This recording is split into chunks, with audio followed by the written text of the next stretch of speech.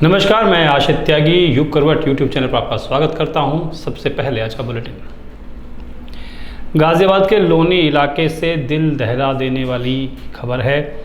यहां टेंट के गोदाम में आग लग गई। गोदाम के ऊपर बने घर में 11 लोग मौजूद थे। इनमें से 9 लोगों को रेस्क्यू करके बचा लिया गया, मगर एक बुज़ुर्ग महिला और उसकी बेटी को बचाया नहीं जा सका। दोनों की मौत हो गई।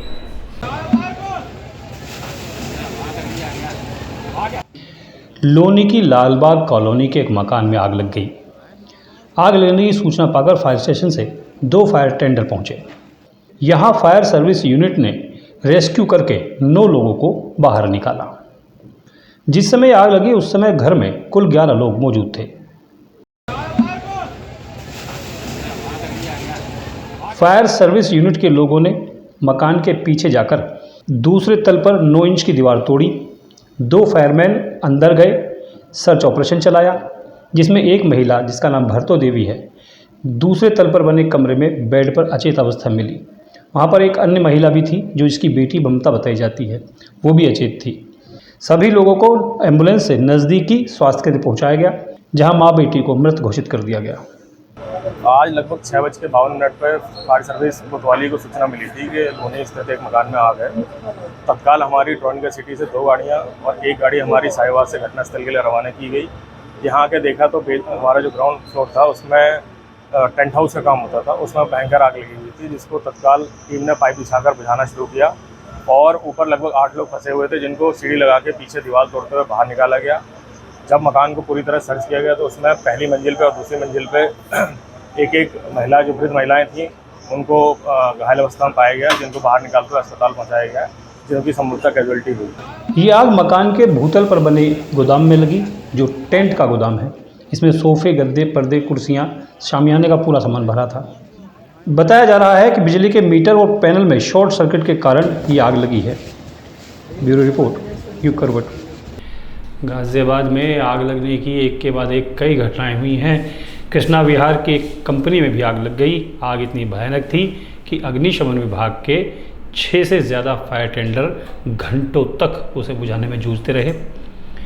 मसूरी थाने में भी आग लगी है। यहाँ थाना परिसर में खड़े वाहनों में अचानक आग लग गई। इससे वहाँ अफरा तफरी का माहौल हो गया।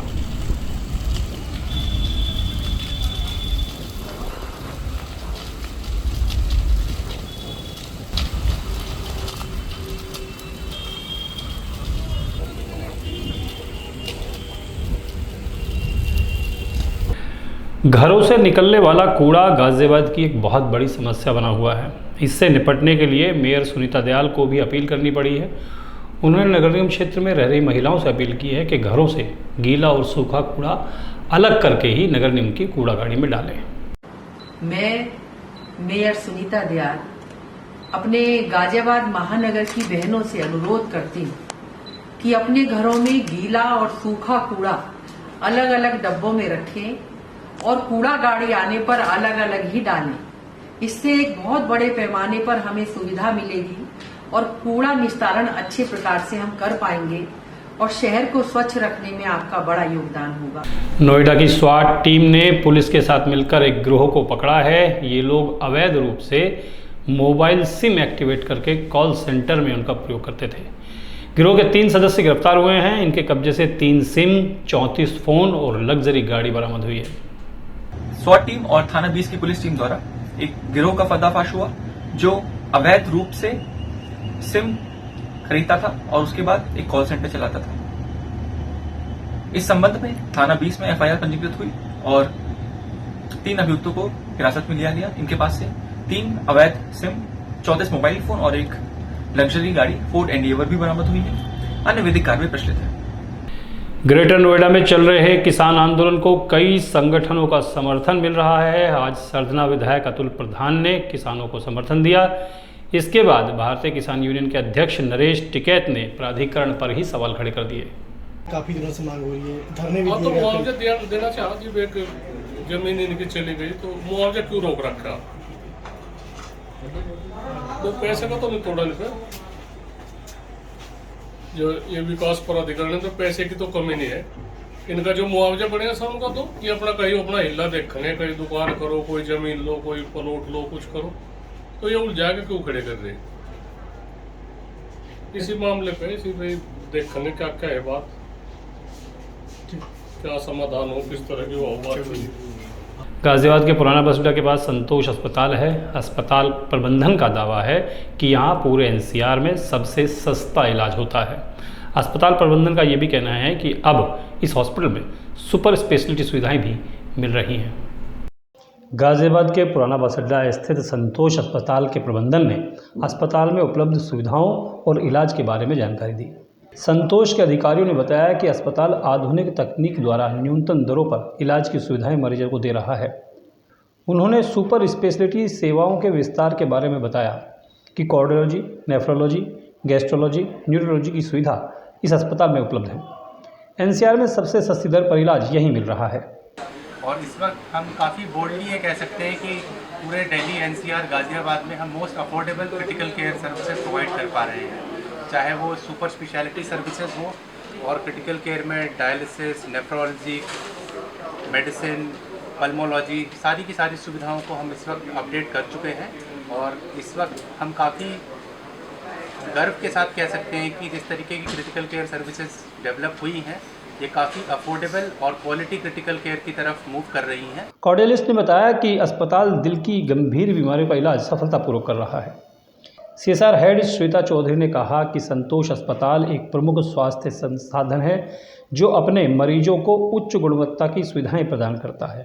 कि न्यूनतम दरों पर हम सभी को इलाज अपना मुहैया करा रहे हैं, जिसकी वजह से जो मरीज है उसकी जेब पर भी भारी नहीं पड़ता है। और जो आजकल प्राइवेट हॉस्पिटल ज़्यादातर कर रहे हैं कि कितना भी उनसे बिल ले रहे हैं, कितना भी चार्ज कर रहे हैं, तो इस वाली पॉलिसी को हमने बिल्कुल मिनिमाइज़ किया है।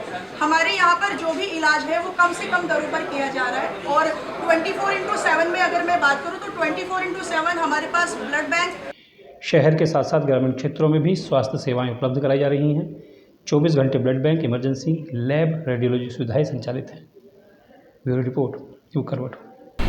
गाजियाबाद विकास प्राधिकरण में आज समाधान दिवस का आयोजन किया गया, जिसमें अपर सचिव ने लोगों की समस्याओं को सुना। समाधान दिवस में लोगों की संख्या हर हफ्ते बढ़ रही है। लोग जीडीए से संबंधित अपनी तमाम समस्याओं को लेकर यहाँ पहुँच रहे हैं। जीडीए में आज समाधान दिवस का आयोजन किया गया। इस समाधान दिवस में बड़ी संख्या में आवंटियों ने हिस्सा लिया। प्रत्येक सोमवार को जीडीए में समाधान दिवस आयोजित किया जाता है। समाधान दिवस में म्यूटेशन से लेकर तमाम अन्य समस्याओं के समाधान के लिए अधिकारी सभागार में मौजूद रहते हैं, ताकि अधिक से अधिक लोगों को समाधान दिवस का लाभ मिल सके। इस कार्यक्रम से अभी तक कई सौ आवंटी लाभान्वित हो चुके हैं। समाधान दिवस की जिस तरह से लोकप्रियता बढ़ी है, उसी के साथ आवंटियों का इसमें हिस्सा लेने की संख्या में भी इजाफा हुआ है। आज बड़ी संख्या में समाधान दिवस में आवंटियों ने अपनी समस्याओं को रखा। इस दौरान अपर सचिव सीपी त्रिपाठी की अध्यक्षता में लोगों की समस्याओं को सुना गया। ब्यूरो रिपोर्ट, यू करवट। ये था आज का बुलेटिन। अब खबरों का पोस्टमार्टम।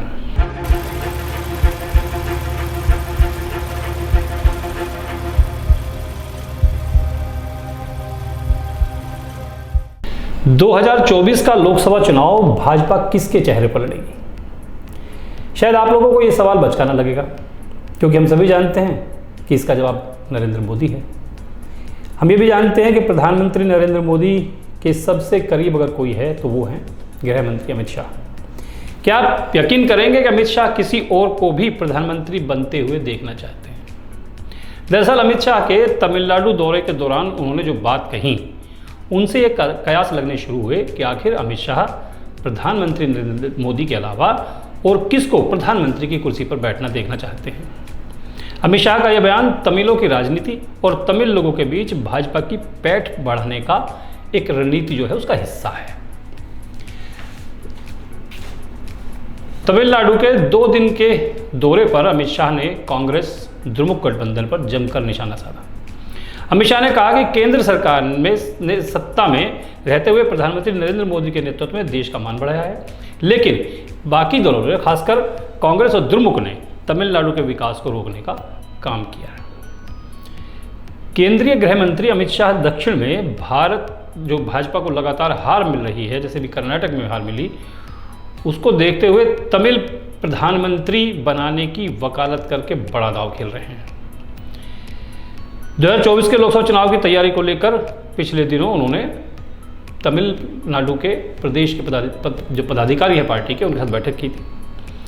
बैठक में अमित शाह ने कहा था कि एक गरीब परिवार के किसी तमिल को भारत का प्रधानमंत्री बनना चाहिए। द्रमुक और उसके दिवंगत मुखिया एम करुणानिधि पर कटाक्ष करते हुए अमित शाह ने कहा कि तमिलनाडु के वरिष्ठ कांग्रेस नेताओं जैसे के कामराज और जेपी मूपनार में प्रधानमंत्री बनने की क्षमता थी, लेकिन करुणानिधि ने उनकी संभावनाओं को रोक दिया। अमित शाह ने जो तमिल प्रधानमंत्री बनाने की बात की है वो डीएमके को घेरने के लिए ही है, ऐसा माना जा रहा है। डीएमके ने हाल ही में कहा था कि वे तमिलनाडु की सभी 39 लोकसभा सीटें जीतेगी और पांडुचेरी में भी जीत दर्ज होगी। तमिल प्रधानमंत्री की टिप्पणी करके भाजपा तमिलनाडु में अपनी पकड़ मजबूत करना चाहती है। दरअसल लोकसभा चुनाव की तैयारी के लिए भाजपा के नेता अलग अलग राज्यों में जा रहे हैं। तमिलनाडु भी उसी का एक हिस्सा है। कर्नाटक में मिली हार के बाद दक्षिण में भाजपा को अपनी जमीन और मजबूत चाहिए, इसीलिए अमित शाह ने तमिल प्रधानमंत्री का एक दाव खेला है। ये दाव कितना कारगर होगा ये आने वाले समय में पता चलेगा।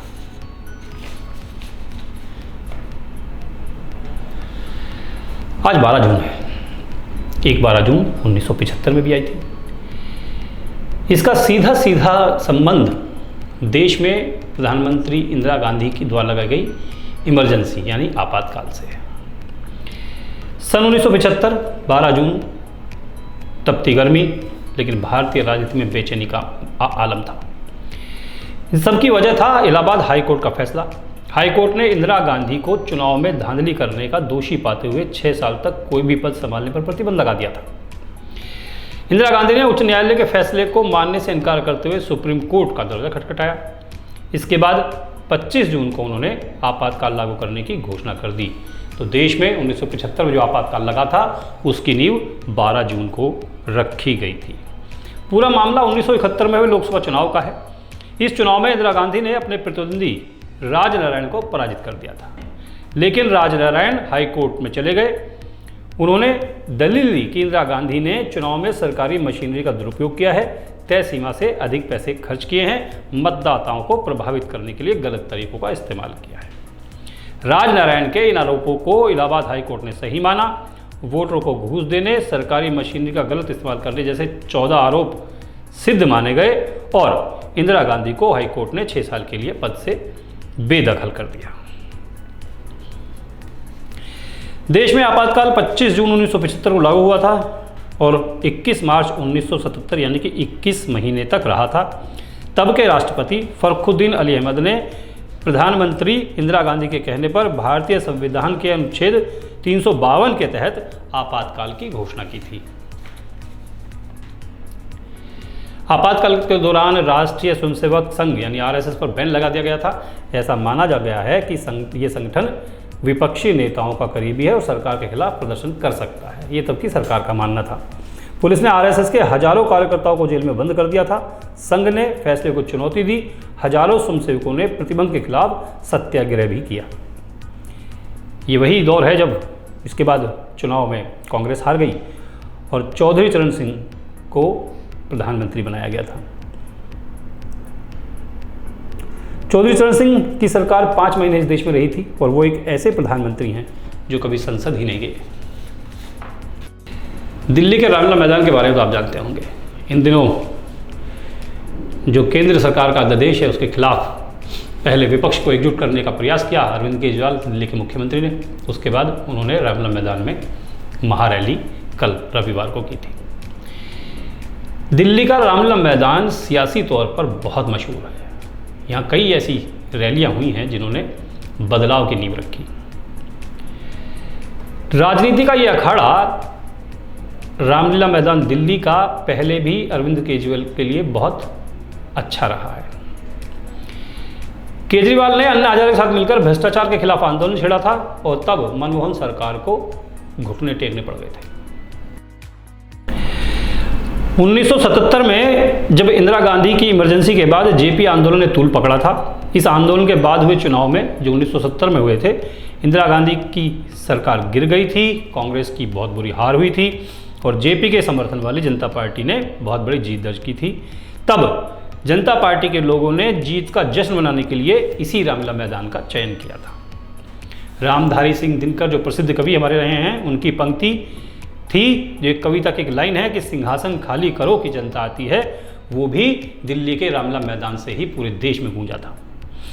लोकपाल बिल की मांग को लेकर अन्ना हजारे ने 2011 में आंदोलन किया था और वो आंदोलन भी दिल्ली के इसी रामलीला मैदान से संचालित हुआ था। अन्ना आंदोलन के बाद 2011 में ही बाबा रामदेव ने भी इसी रामलीला मैदान में अनशन किया था और उन्होंने स्वदेशी और काले धन के खिलाफ आंदोलन की शुरुआत की थी, जिसे पुलिस ने खत्म कर दिया था। 2020 के विधानसभा चुनाव के बाद जब मुख्यमंत्री अरविंद केजरीवाल बन गए थे तो उन्होंने अपना शपथ भी, जो शपथ ग्रहण समारोह था, वो इसी मैदान में मनाया था और एक बहुत भारी संख्या लोगों की पहुंची थी। उसके बीच उन्होंने ये शपथ अपनी ली थी। तो आज के लिए बस इतना ही। गाजियाबाद और उसके आसपास की तमाम खबरों के लिए और समाज की दूसरी चीज़ों की जो आवश्यक जानकारी आपके लिए हितकर होती है, उसके लिए देखते रहिए युग करवट। विस्तृत रूप से जानकारी के लिए युग करवट समाचार पत्र पर जरूर पढ़िएगा। आज का खबरों का पोस्टमार्टम, आज का बुलेटिन आपको कैसा लगा, मेरी द्वारा दी गई जानकारी आपको कैसी लगी, मुझे ज़रूर बताइएगा। युग करवट यूट्यूब चैनल को सब्सक्राइब करें, वीडियो को लाइक करें, अपने दोस्तों के साथ शेयर करें और कमेंट करके ज़रूर बताएं कि आज की जानकारी आपको कैसी लगी। नमस्कार।